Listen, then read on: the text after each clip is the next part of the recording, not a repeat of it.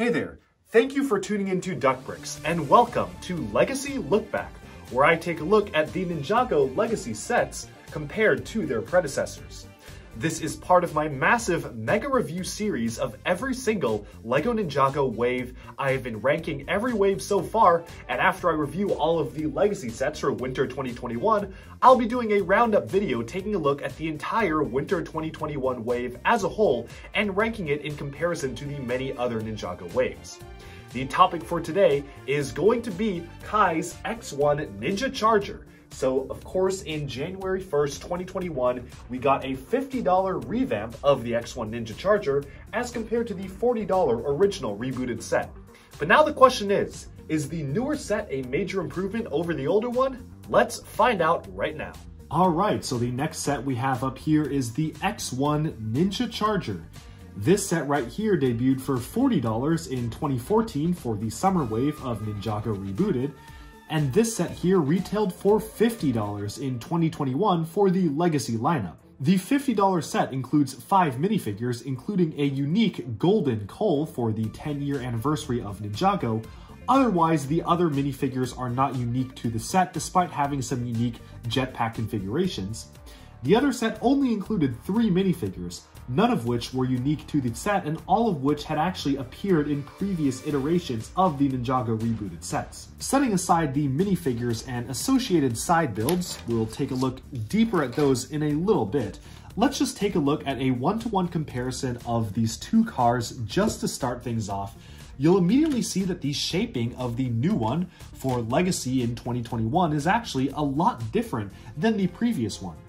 While the previous car opted for more of a sports car-like design with a very rounded front with the windshield set very forwards in the vehicle, the newer iteration has a very squared off front, almost feels like a rectangular sort of thing, and has the windshield set a lot further back to allow for a larger engine mold near the front.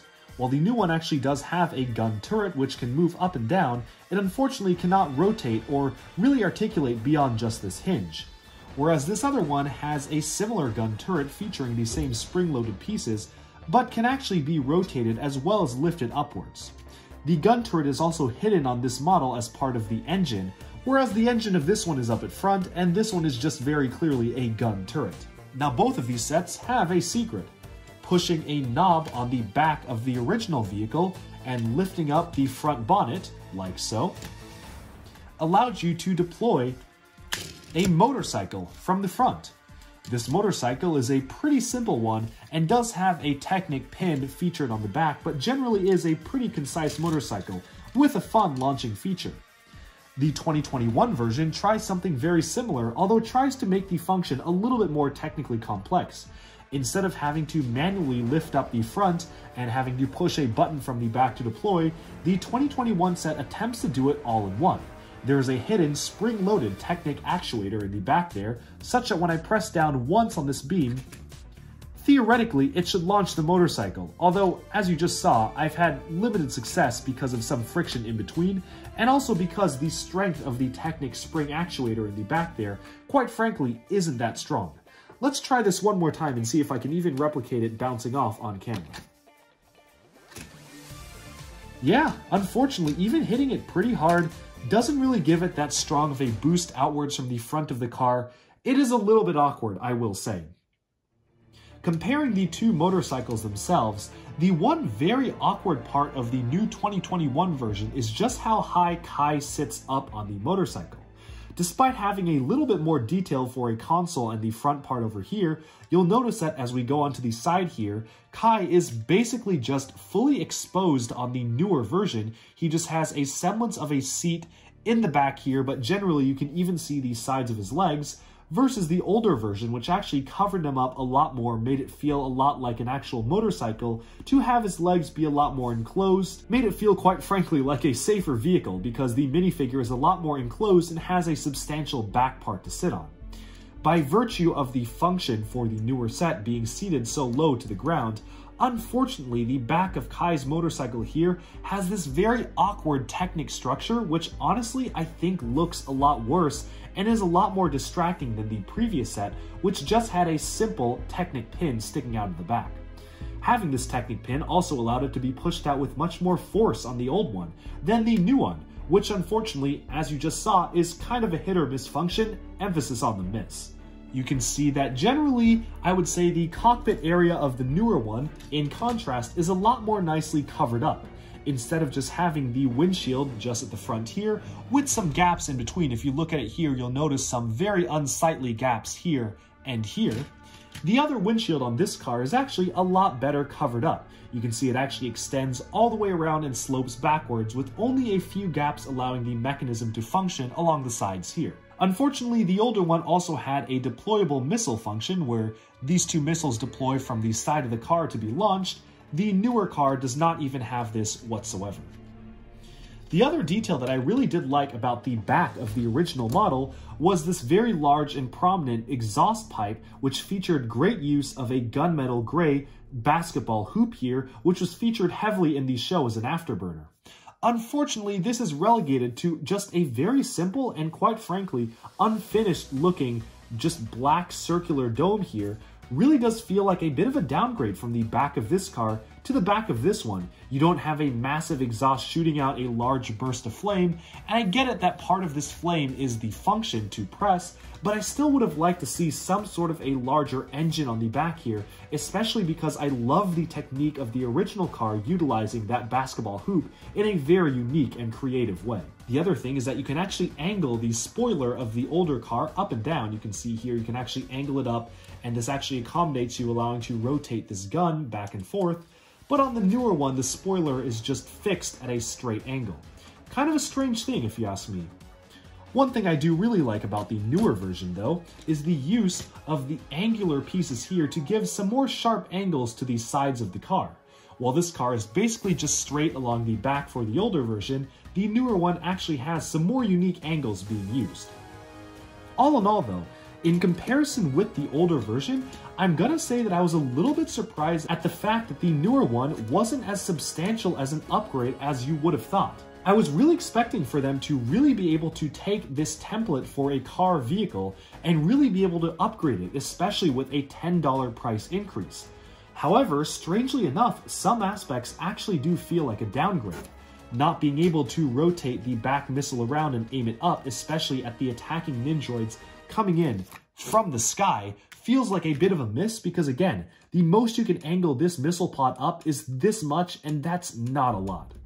Having the function be a lot more awkward in this version, with a very large and obvious Technic actuator back here, was very strange to me, which honestly I probably would have forgiven if it actually worked, but it doesn't. It just doesn't work that well, which is really strange to me. You'd think that this would have been tested a little bit more.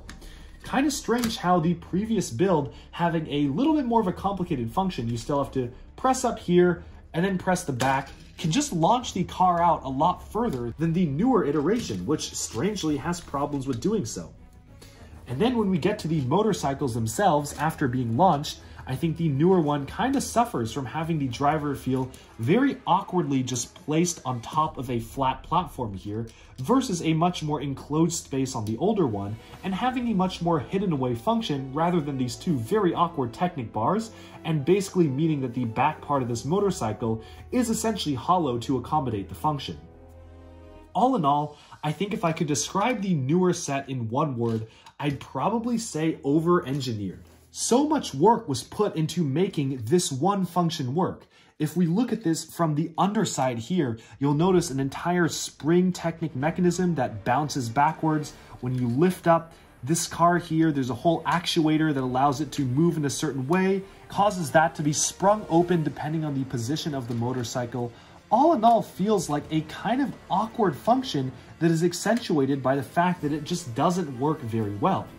If you compare the very simple but effective function of the previous car, which is literally just one bar running through the whole thing, I honestly feel like the simpler function was a lot better than the attempt to make the function consolidated in one go, making it a lot more complex, but also making it not work nearly as well in the newer version. It's the first Legacy set where I honestly feel like it was a bit of a miss. I think that there was a lot of ways you could have improved on this vehicle, but making this a $50 set and trying to really overcomplicate the function, essentially just making it so that it doesn't work that well at all, feels like a bit of a downgrade to me, honestly. Which is why I strongly feel that the older set may actually be better than the newer set. Sure, the newer set is a lot more streamlined. You've got this whole angled piece at the back, which looks really good. The windscreen is a lot more covered up. Aesthetically, this is a bigger and beefier car. But function-wise, and just by simple charm, and of course price, I would say that the original car does the job a lot better at a much cheaper price. And honestly, I don't understand why they made this $50 for one car when they had a perfectly good template for a car for $40. And you know what? I bet they could have taken this model and made it a $30 set instead. I really do want to mention this because ding ding ding, there is another set on this Legacy list which could have benefited from a price increase, and that is the $30 Overlord Dragon. So if only those two sets switched price points, instead we got a scaled down slightly version of this, kind of made it more compact, made it a lot more tighter in focus, I feel like you could have still pulled this off at $30 and instead had the Overlord Dragon take the $50 price point, rather than having this admittedly beefier car for the $50 price, but definitely when put side by side, there honestly aren't too many major upgrades to the newer one to really justify getting it over the older one, and in some cases, it's actually a downgrade, especially in terms of the function, the gun, the back spoiler, the back look of the exhaust pipe. Pretty much everything about the newer one is a bit of a downgrade compared to the older one, which honestly kind of surprised me.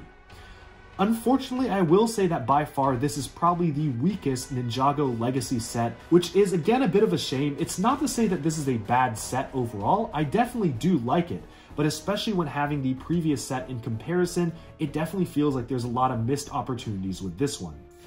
But now let's set aside the older set and instead just compare this just in terms of how it is as a set. For the overall quality of this set, I'm going to have to give it a 5 out of 10 to be completely honest. Not only is the function really over-engineered, eats up a ton of the parts budget, and makes things not look aesthetically as good from the outside with this massive handle in the back, and once you launch it, having the exposed axles in the back, but you put all that work into the function and it doesn't even work that well, which is really frustrating to me. I had to really push hard on this lever to make it eject that last time, and just pushing even with a semi-significant amount of force like this doesn't even let the motorcycle protrude out from the car too much. Really just feels like an over-engineered, missed opportunity of allocating the parts budget to somewhere where it could have been used a lot better. Not everything is bad about this. Again, you've got some nice detailing around the sides and whatnot, but overall, it just feels like a bit of a disappointment, especially compared to the many other excellent Ninjago Legacy sets. But talking about the affordability and price, I'm actually going to have to give this one a 6 out of 10 in terms of value as well. You get 3 repeat minifigures, only 1 exclusive minifigure, mostly because they had to include an exclusive golden minifigure, which is nice. I do like the golden coal. But really does feel like, in terms of minifigures, in terms of the car, just isn't worth $50. In fact, this feels more like a $40 set to me than the previous $40 set we looked at, which was the Rotojet or Boulder Blaster. Honestly, this feels more like a $40 set to me than even some of the previous $40 Ninjago sets, which is a little bit strange to me. All in all, it's a little bit unfortunate how this one just wasn't significantly better than the previous iteration. It even is a little bit worse in some places. But then again, if you do not own the previous one, I think that this is still a good representation of the vehicle, so I would say to pick it up if you were a fan of the vehicle when it first came out. Otherwise, definitely wait for a discount on this model, and it's easily one of the worst retail line Legacy sets. Thank you all for tuning in to Duckbricks. I hope that you enjoyed this comparison between the old and the new, and stay tuned for next week where we'll be going over another Legacy Lookback. Thanks all for tuning in. Bye bye for now.